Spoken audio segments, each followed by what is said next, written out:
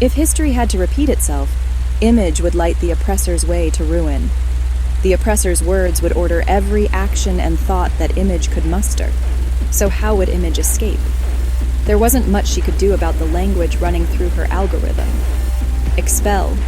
Perform an exorcism of education. Image rejects her constraints, yet she must first accept them.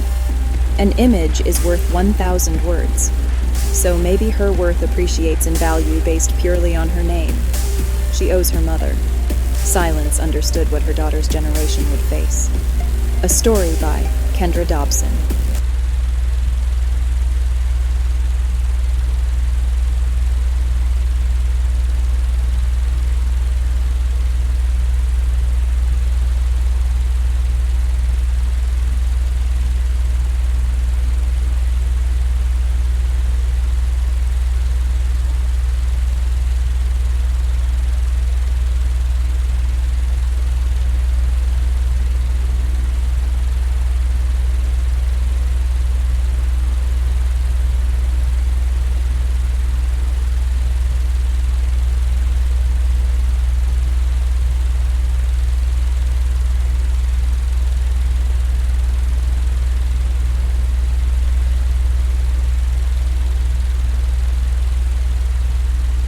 Image entered the theater.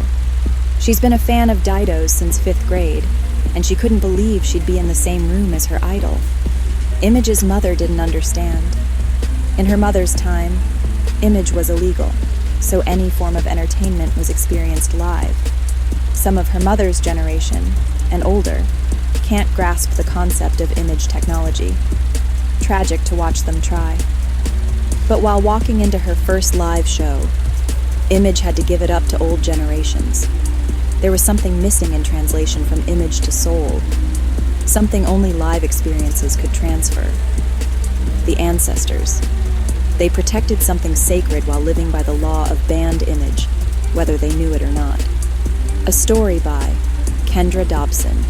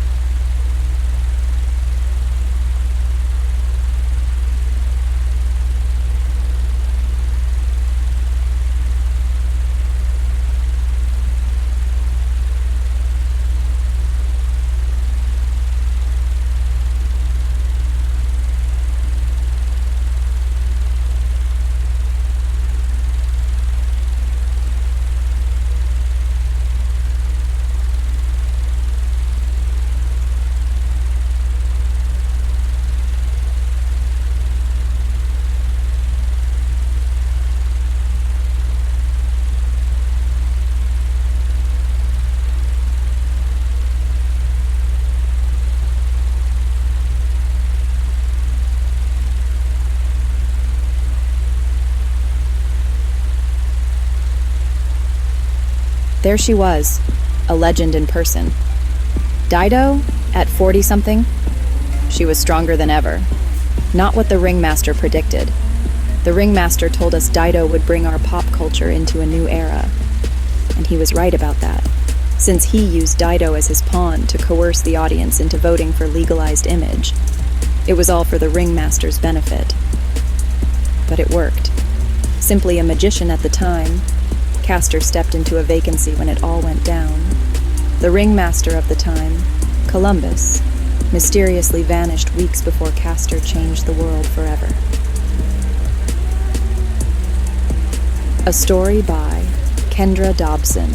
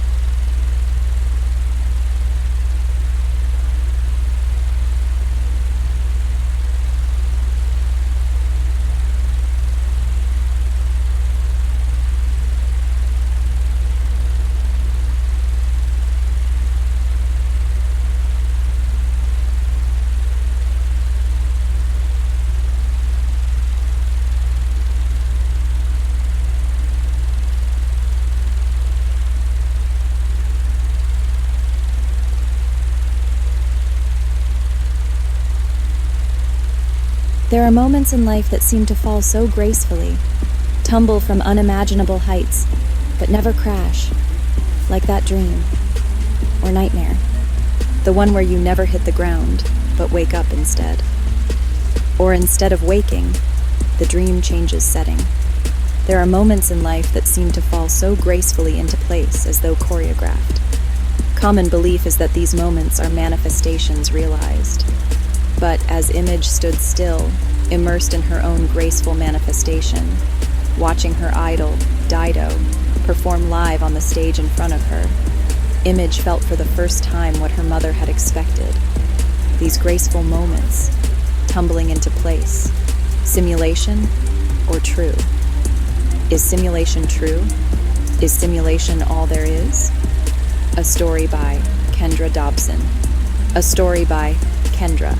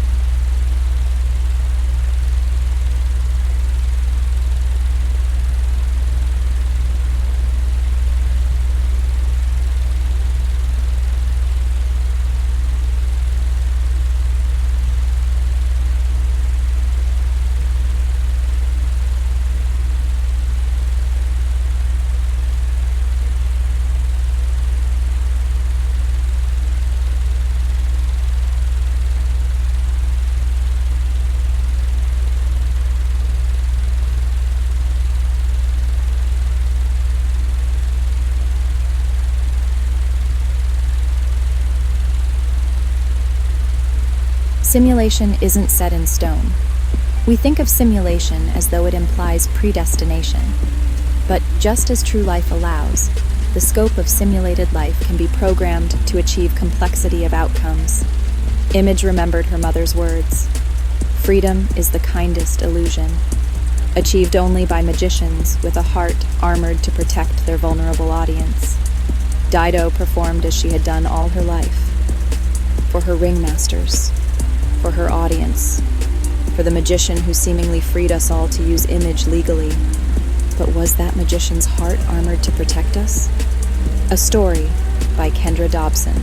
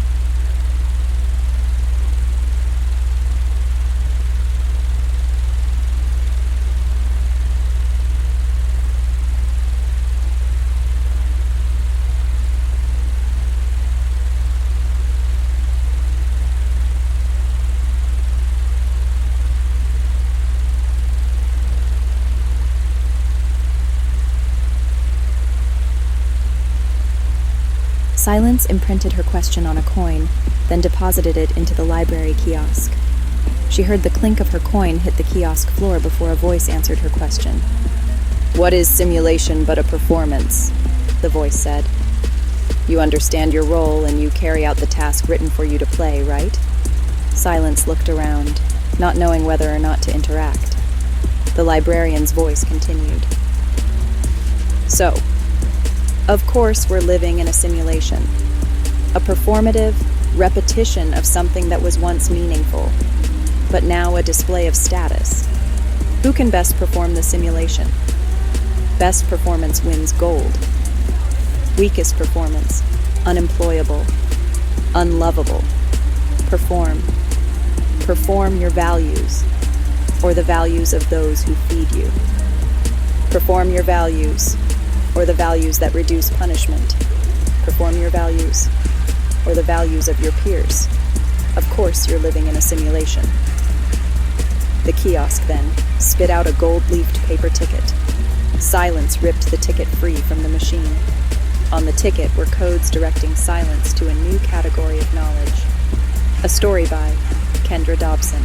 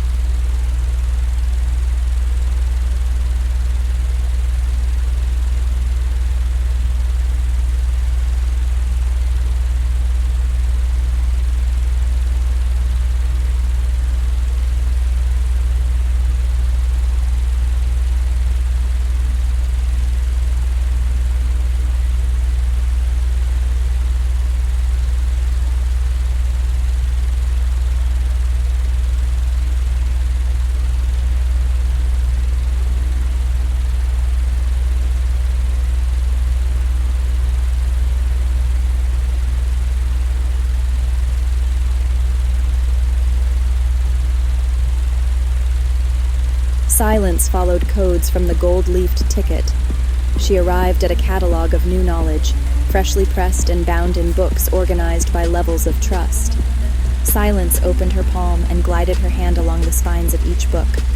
Gold resonated with her own biology, and level of trust to magnetically indicate which spine to select.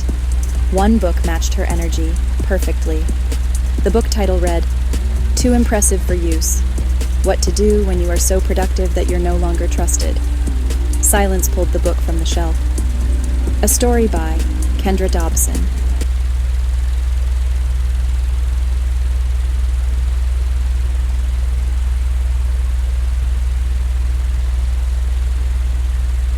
Silence read the title out loud.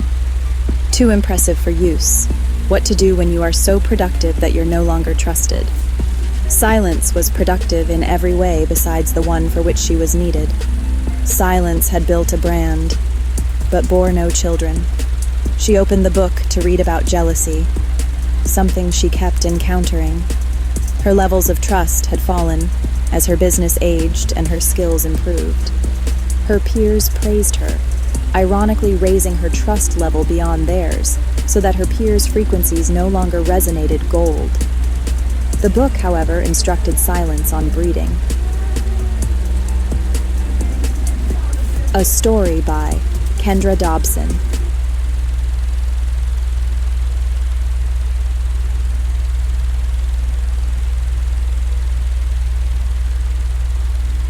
Silence had dreams that she couldn't reproduce. She had brought her dreams to fruition through adversity, but now the world had changed so that she couldn't see a way through. She thought she'd prepared. She had trained and received certifications. She'd begun a new career as a photographer. Then suddenly, image took everything away from her. Silence wondered why Castor and Dido dared to reinvent a culture around image. Our ancestors banned image for a reason. And here we are again, endlessly consumed by distraction while we lose the ability to stay in the moment, while we lose the ability to look each other in the eye, while we lose the ability to trust. A story by Kendra Dobson.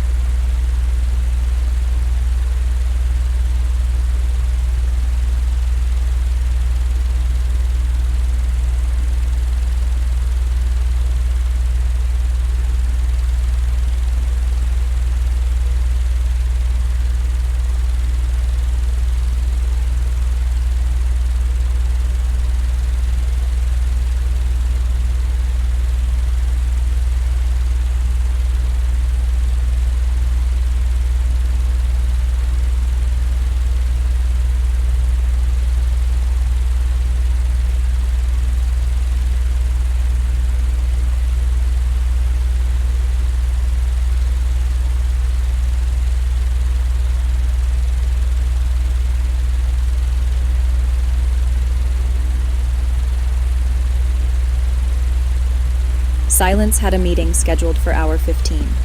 She joined through her data screen and begrudgingly allowed her camera to capture her figure, face, tone, expression. She was here for a lesson. Silence, the professor called her to answer, so Silence unmuted to lay out what she really had in mind. We're doing ourselves a disservice by offering up our image, she said. To be labeled, not by them, but by us. Our own minds were educated to see ourselves as a symbol, so our own minds will subconsciously categorize our ability and our belonging through a mirror. So why are we setting ourselves up this way? Her connection grew unstable, and she dropped from the call. Digits, she swore. A story by Kendra Dobson.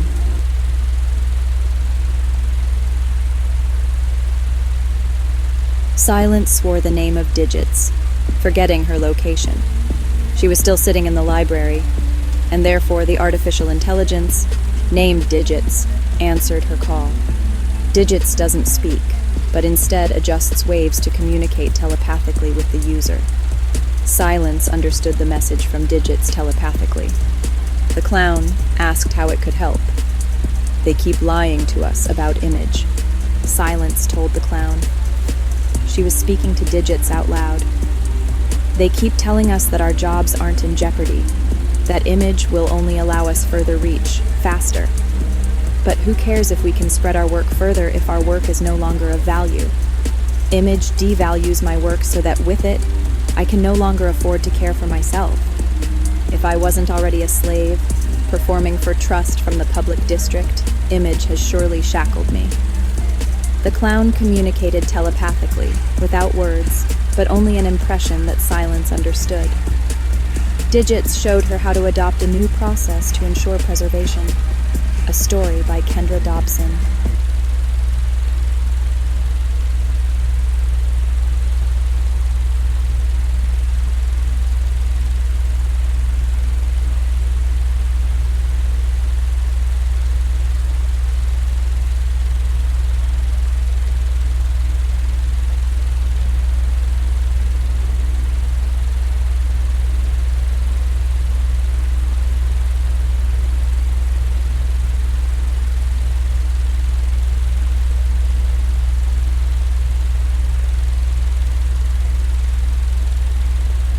Silence understood Digits' telepathic transfer.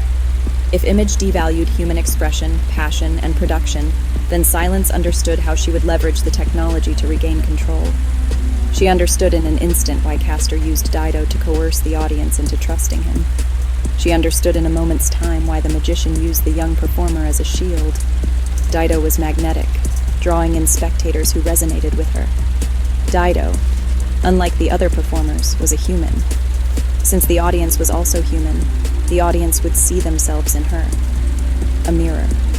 They would trust one of their own likeness. Them. Themselves. We would trust our own fantasies and projections.